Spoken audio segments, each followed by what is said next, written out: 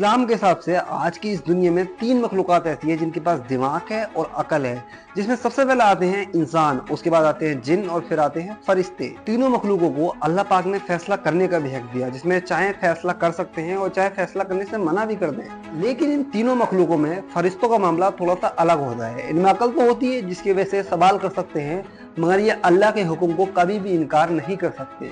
और अगर फरिश्तों की तादाद की बात की जाए तो इंसान की सोच भी कम पड़ जाएगी, इनकी इतनी तादाद है। लेकिन इन फरिश्तों के भी चार सरदार फरिश्ते हैं। इनका नाम सबसे पहले है जिब्राइल अलैहिस्सलाम, मीकाईल अलैहिस्सलाम, इसराइल अलैहिस्सलाम और इसराफील अलैहिस्सलाम। और इनकी हर एक की अपनी अपनी अलग जिम्मेदारी है जिसको ये लगातार निभा भी रहे हैं। लेकिन इन चारों के भी सरदार हैं जिनका नाम है हजरत जिब्राइल अलैहिस्सलाम। और अल्लाह पाक को हजरत जिब्राइल अलैहिस्सलाम से बेहद ही मोहब्बत है और अल्लाह पाक के सबसे करीब फरिश्तों में से जिब्राइल अलैहिस्सलाम पहले नंबर पर है। इसीलिए अल्लाह पाक ने कुरान में फरमाया कि जो कोई शख्स जिब्राइल से दुश्मनी रखेगा वो मुझसे दुश्मनी रखेगा, यानी कि अल्लाह से दुश्मनी रखेगा। क्योंकि हजरत जिब्राइल अलैहिस्सलाम वो फरिश्ते हैं जो हजरत आदम अलैहिस्सलाम से लेकर रसूलुल्लाह सल्लल्लाहु अलैहि वसल्लम तक हर एक नबी को अल्लाह का पैगाम लाने का काम सौंपा गया। जिब्राइल अलैहिस्सलाम सिर्फ वन पर्सनैलिटी है जो कि अल्लाह के बेहद ही करीब है, और आप अल्लाह का पैगाम एक नूर के पर्दे के पीछे से सुनकर बाकी फरिश्तों तक पहुंचाते हैं, और कोई भी फरिश्ता इस नूर के पर्दे तक नहीं पहुंच सकता। और ये नूर का पर्दा सिदरतुल मुंतहा के पास है, और वहीं जिब्राइल अलैहिस्सलाम की भी हद होती है। और इस हद से आगे भी रसूलुल्लाह सल्लल्लाहु अलैहि वसल्लम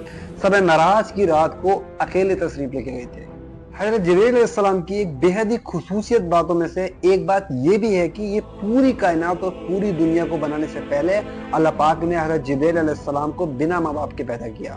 दुनिया में अगर कोई बच्चा पैदा होता है तो वो रोता हुआ ही पैदा होता है, लेकिन जब कोई फरिश्ता पैदा होता है तो वो सबसे पहले ये बोलता है ला हौल वला कुव्वत इल्ला बिल्लाह। इसका मतलब होता है यानी कोई भी जात इबादत के लायक नहीं सिवाय अल्लाह के।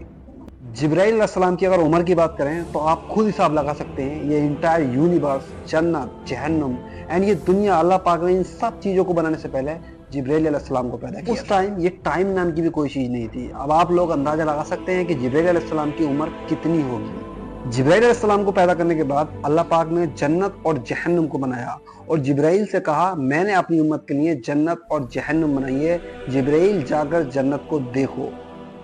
फिर जिब्राइल अलैहिस्सलाम जन्नत में गए, और ये पहले शख्स थे या ये कहें कि पहली ऐसी कोई चीज थी जो जन्नत में गई थी। जन्नत को देखने के बाद जिब्राइल अलैहिस्सलाम ने बोला या अल्लाह ऐसी कौन सी मखलूक होगी जो यहाँ रहेगी। इसके बाद अल्लाह ने जिब्राइल अलैहिस्सलाम से कहा जिब्राइल जाकर जहन्नुम को देखो। जिब्राइल अलैहिस्सलाम ने जहन्नुम को देखा और कहा तेरी इज्जत की कसम कोई भी शख्स इसको देखना नहीं चाहेगा। फिर अल्लाह ने जिब्राइल अलैहिस्सलाम से कहा जाकर दोबारा जहन्नुम को देखो।